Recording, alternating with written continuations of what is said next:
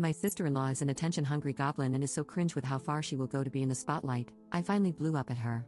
For context, my husband, 30M, and I, 26F, got married during COVID, and we couldn't have a big ceremony because of restrictions, and unfortunately, my family couldn't be present as they live in a different country. With restrictions finally lifted, we decided to have a more traditional ceremony in my home country with my family. My husband's family came, including his parents, some friends, cousins, his sister, Sarah, 32F, and her husband, Matt, 28M. Sarah and Matt live on the other side of the US from the rest of the family. They had their wedding a couple of months back in their home state, and ever since then, even when our wedding wasn't a topic of conversation, Sarah would mention that she and Matt were planning to get pregnant during our wedding trip. No big deal, I just made sure to tell her that she needs to ovulate for that to happen, but other than that, I couldn't care less. What started to get annoying is when we were discussing all the activities and excursions people wanted to do so we could go ahead and book them, Sarah would always interject with, "Make sure there's enough time for Matt and me at the hotel so we can get busy making our baby." Again, kind of gross, a little annoying, but whatever, they are adults. About a week before we all leave to go to my home country, Sarah and Matt arrive in our home state to spend time with family as they rarely see them. My husband and I, his parents, and my husband's brother and sister-in-law are sitting chatting when Sarah blurts out that she is pregnant. We all get really excited, congratulate them, and express how happy we are. We start asking some questions, and Sarah says she is 2 weeks pregnant. Everyone kind of loses a little bit of excitement and says, "Wow, that's really early." We suggest waiting before telling other people, just as a lot can happen. People usually don't even know they are pregnant until at least 6 weeks, and even then, they are encouraged to wait until after the first trimester to tell people.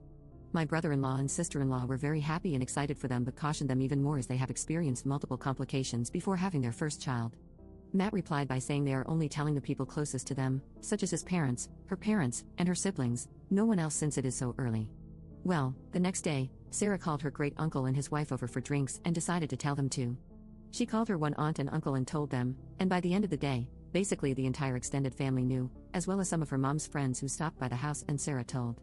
With each person Sarah told, Matt got more agitated, as they had agreed to only tell a select few people. Matt finally gave up and asked her why she doesn't just post it on Facebook, as it will be quicker, to which she replied, she wants to, but she thinks it will be frowned upon.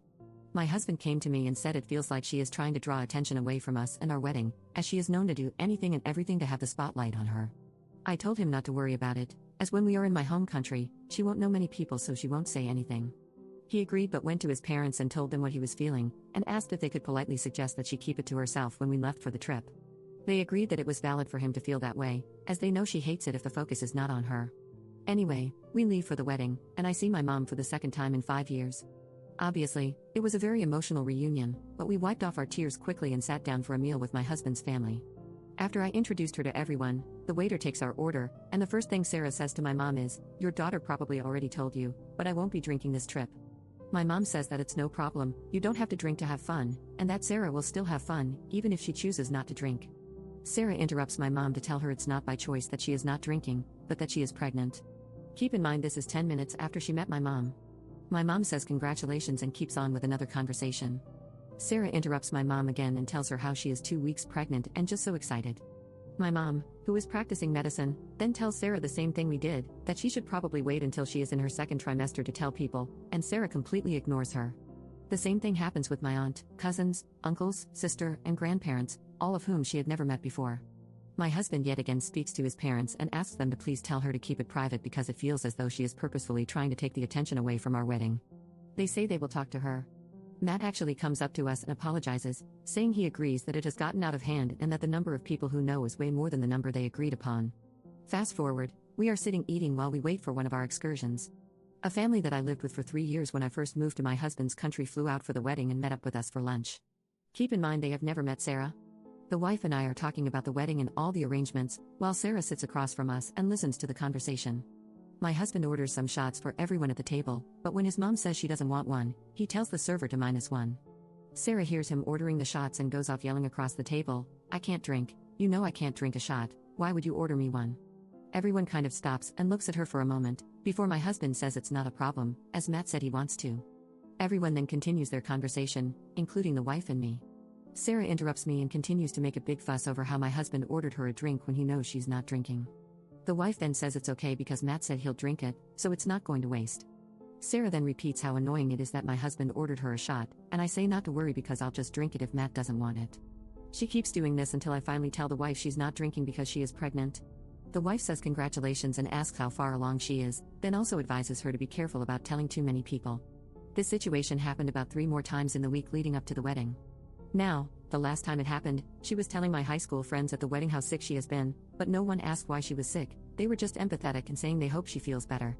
They came over to talk to me, and she followed again, complaining about how sick she has been and kind of pushing them to ask why she has been feeling so sick. When I finally said, "Sarah, are you effing kidding me right now?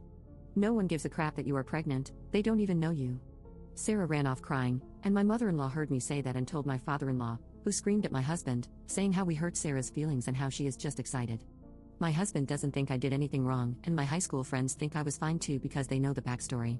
However, my mom and some of my husband's family think I am to blame for my reaction. Update 1. My husband and I finally had our honeymoon, and we were unreachable during our holiday because we were out of the country. Our whole family knew this before we left, and we told them the only way to reach us in an emergency was to call the hotel. We knew Sarah had an appointment while we were away, and we told her we would call her as soon as we got back home. One day, my husband and I were out of the hotel for the entire day doing activities, and when we got back, we found a note on our room door instructing us to go to reception. Once we got to reception, the staff informed us that we had 7 missed calls from family and gave us a number to call. We didn't know who called or what it was about, but we thought it might be an emergency. We called the number, and it was Matt. He seemed very confused and asked why we were calling him on our honeymoon and if we were okay. We explained that the hotel said this number had called us 7 times and asked if everything was okay. Matt said everything was fine but that Sarah wanted to talk to us. Matt called Sarah over, and she asked us how we were, if we were having fun, etc., but we just wanted to know what was going on because we were so worried. Sarah said she went to the doctor and got some news. We asked her if everything was okay because she kept not saying anything, and we could hear her and Matt whispering to each other. We heard Matt say to her, "Did you seriously call the hotel 7 times to tell them this? It could have waited." Sarah finally got back on the phone and said that the doctor said she was going to have twins. We said congratulations and asked if there was anything else, as we thought it was an emergency. She said no, she just wanted to share the news because she was so excited and scared, and she couldn't hold it in. She also said she called my mom and told her on social media. My husband and I both just said we were very happy for them but really didn't want to be bothered again if it was not an emergency. Sarah said we were being very rude and she just wanted to share the good news. We hung up because we had to get ready for dinner. When we got back to the US, my in-laws picked us up from the airport and asked us if we had spoken to Sarah. We said yes. She said she was having twins, and we were very excited for them. My father-in-law then said Sarah told them we were extremely rude to her and Matt, and we were dismissive and hung up the phone.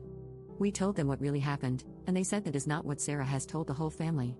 We are now back in our house and haven't spoken to Sarah or Matt, but Matt texted us both.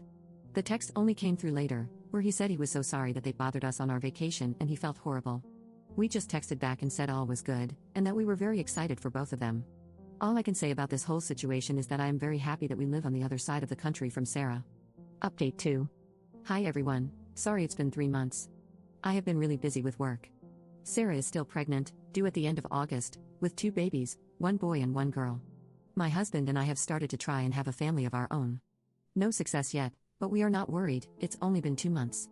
When we were in my country, we were buying artwork and small furniture from my country to put in the nursery of our future baby, so it could have my culture too.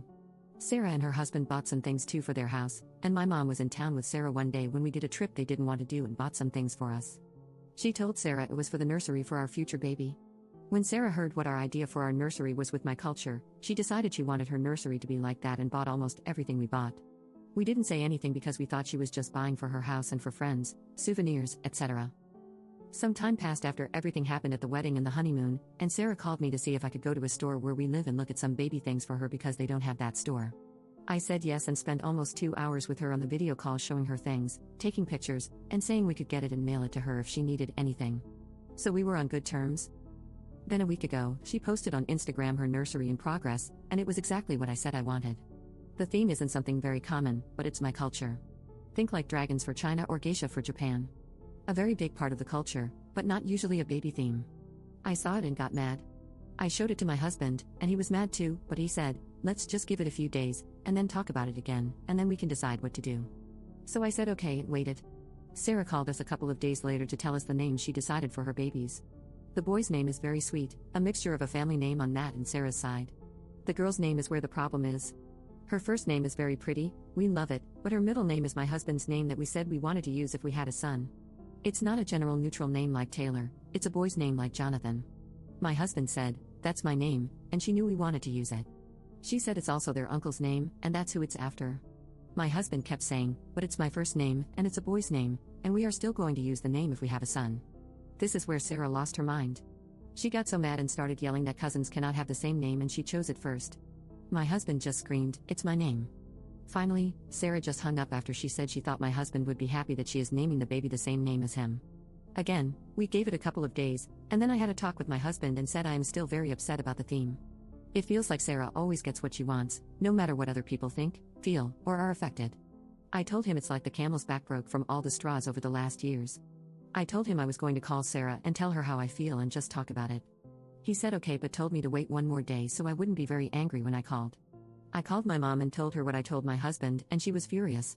She pointed out that Sarah also showed me and my husband things she thought would look good in our nursery with the theme we said we wanted, so she knew exactly what we wanted to do.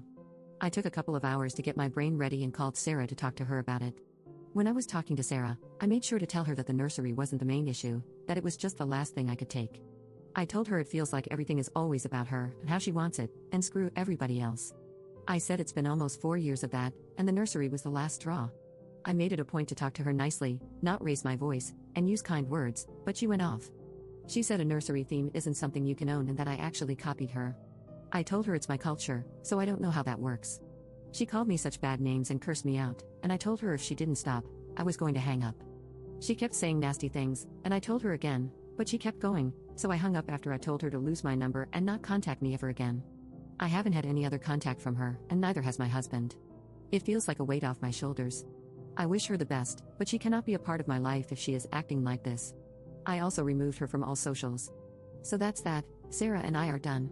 My husband is low contact, only if she calls or messages him, which is never. Her parents are shocked at me, but I said I'm done. Her mom asked if I am going to tell Sarah when I get pregnant, and I said no. She is welcome to tell her, and my husband can tell her if he wants, but I am not speaking to Sarah again. Sarah had her shower, and I sent 2 outfits for the babies because I bought them before the phone call, and she texted in a group chat to say thank you, and I just liked the message. I told my husband that if I am home, Sarah is not welcome in my house. That's probably the last update from me. I don't think anything else will happen now that I am no contact.